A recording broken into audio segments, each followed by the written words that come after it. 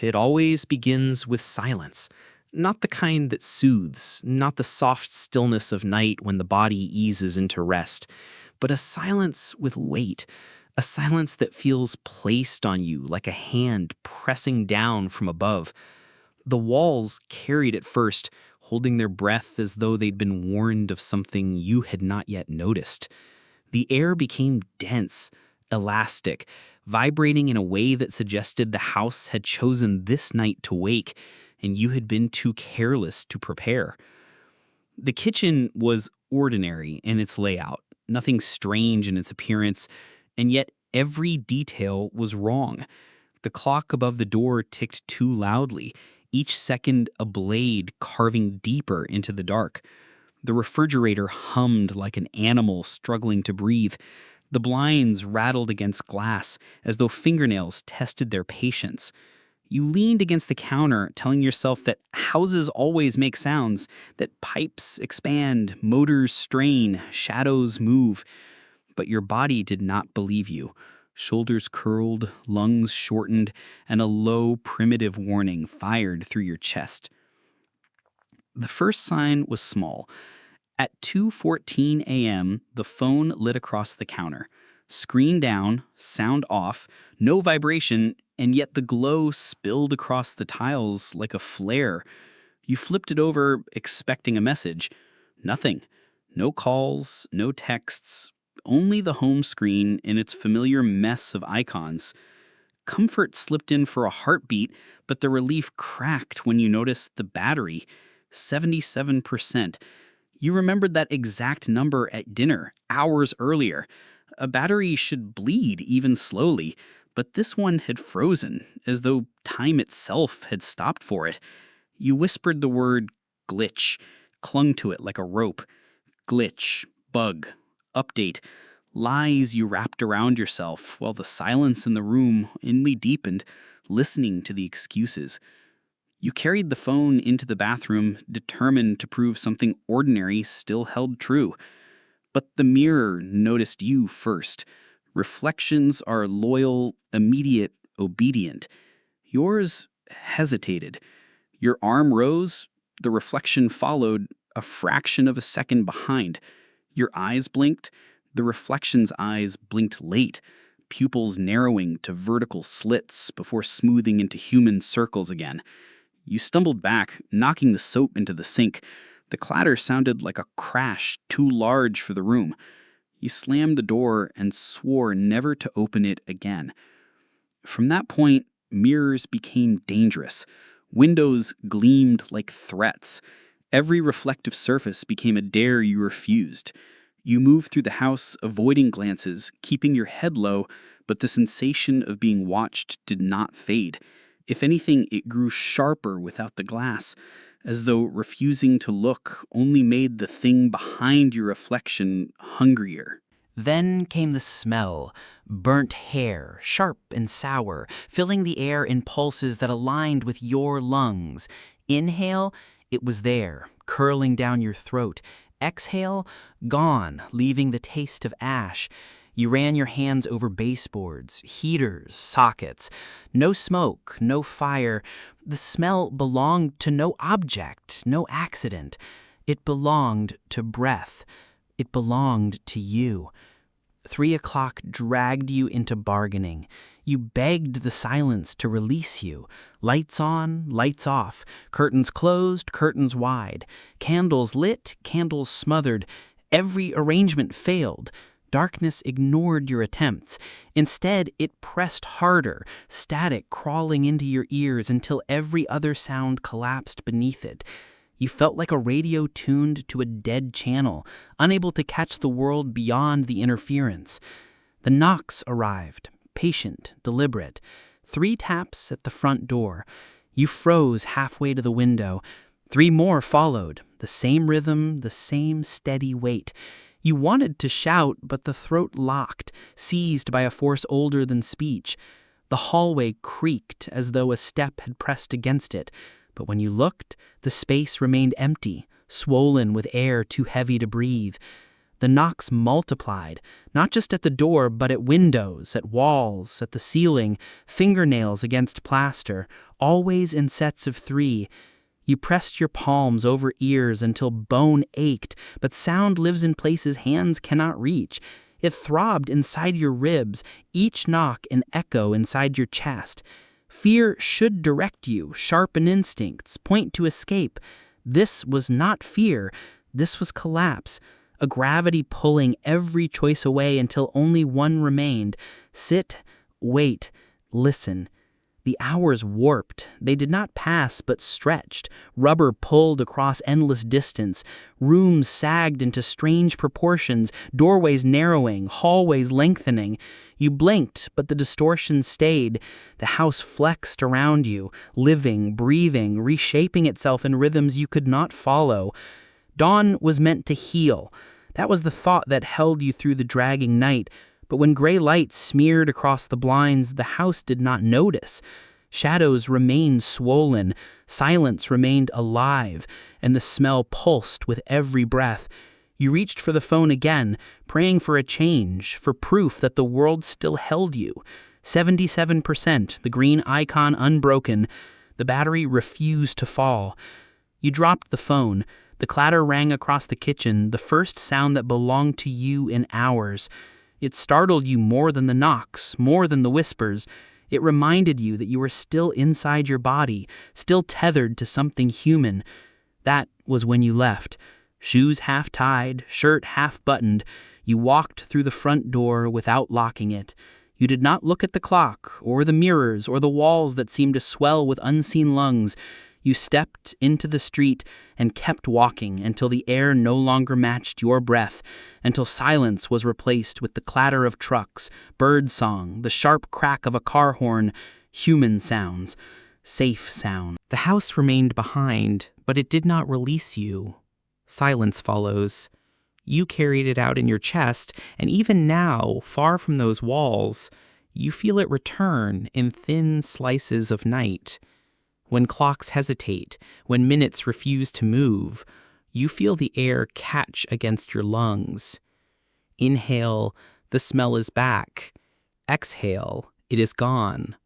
The phone is gone now, left behind, but you know it still glows somewhere, its battery frozen, its screen waiting for the next time you look. You tell no one.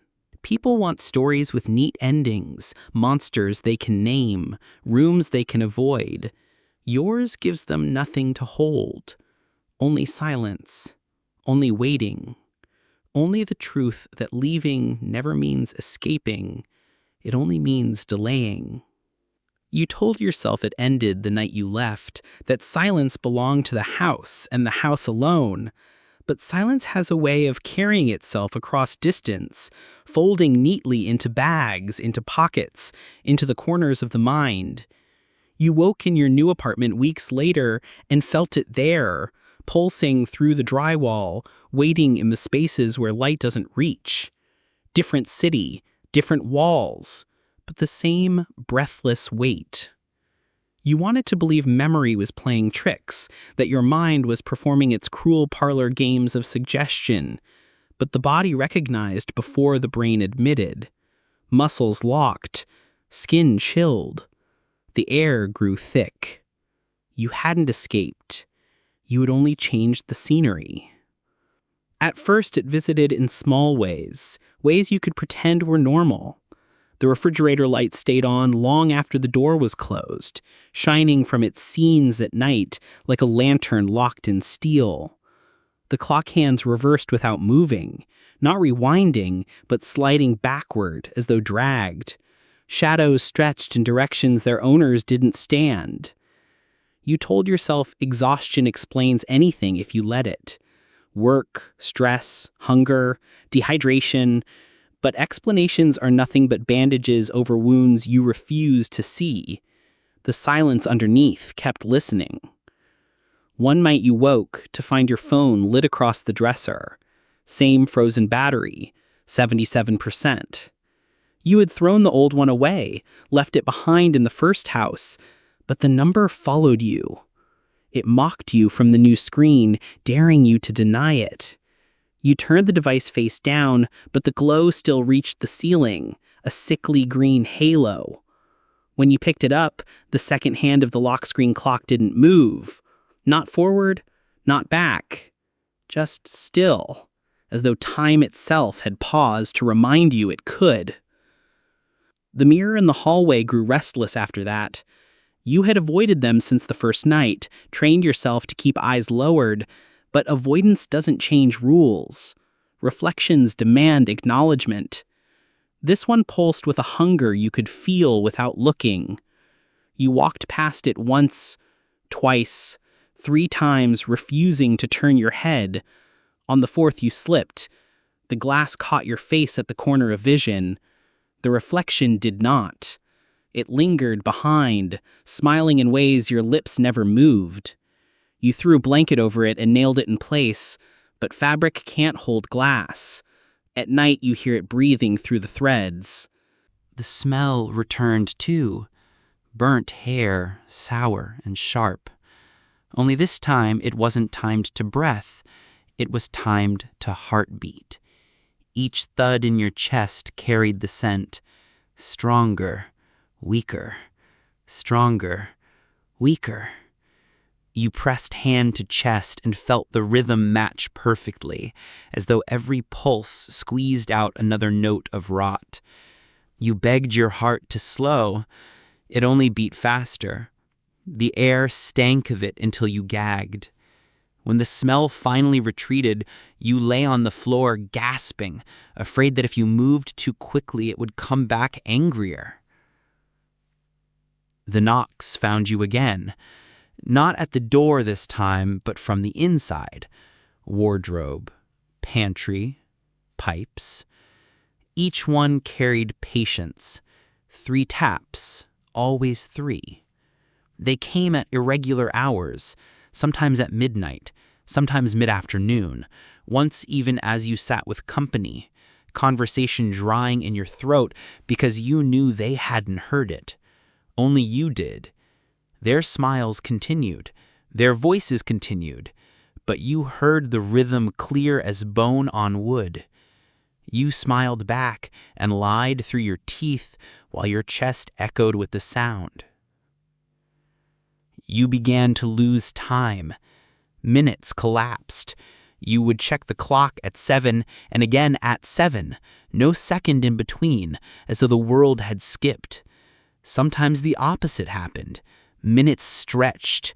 You sat at the table and watched the second hand refuse to climb. Whole hours trapped in one tick. You told yourself you were dreaming, but dreams don't leave bruises on your knees from where you knelt, waiting for time to forgive you. Sleep offered no sanctuary. Dreams dragged you back into the house you had left. You walked through its halls and found them swollen, longer, darker, filled with doors that hadn't existed before. Behind each door, silence waited. Sometimes you opened one. The rooms breathed. The mirrors lagged. The clocks froze. You woke screaming, lungs filled with burnt air. Even awake, the dream clung to you. You tasted ash until morning. It began to speak without words.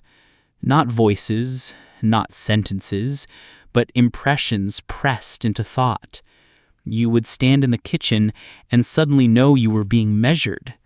You would walk down the hallway and feel judgment heavy in your chest, a verdict without trial. You would lie in bed and sense laughter, silent but sharp, cutting through the dark. It never explained itself. It never asked anything. It only existed, patient, ancient, tireless. You wondered if it wanted you back in the first house, back where it had revealed itself.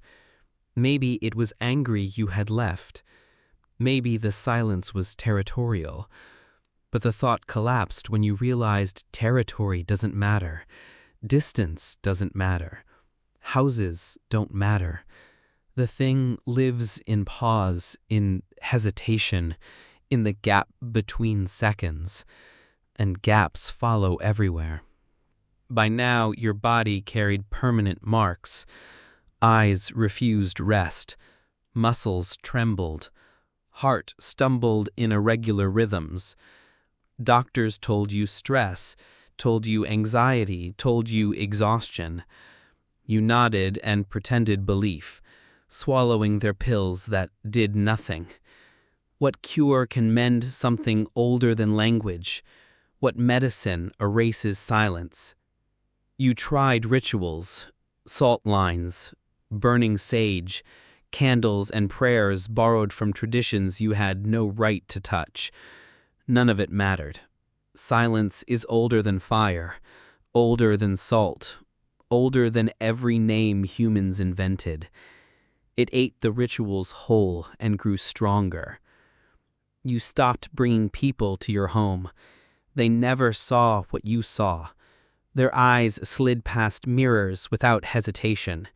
Their phones drained normally. Their noses smelled nothing but dust. And yet, every time they laughed, every time they smiled, you felt the silence watching, waiting, weighing the sound.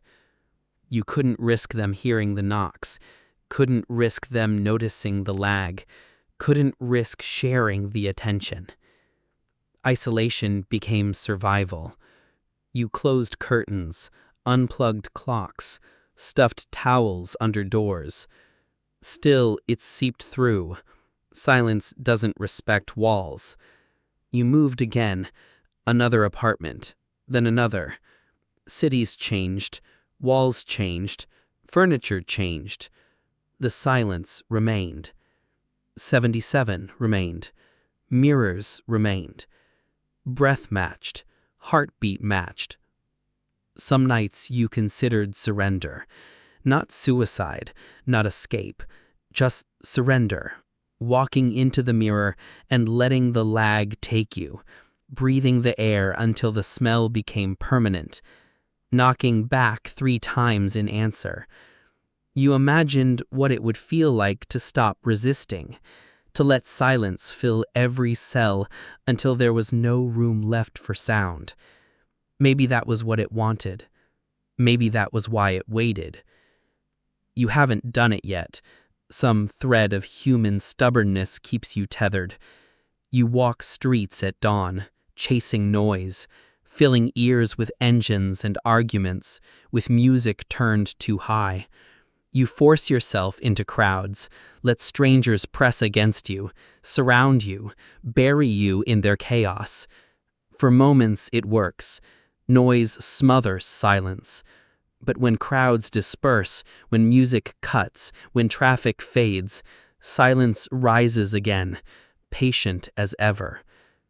It does not need to rush.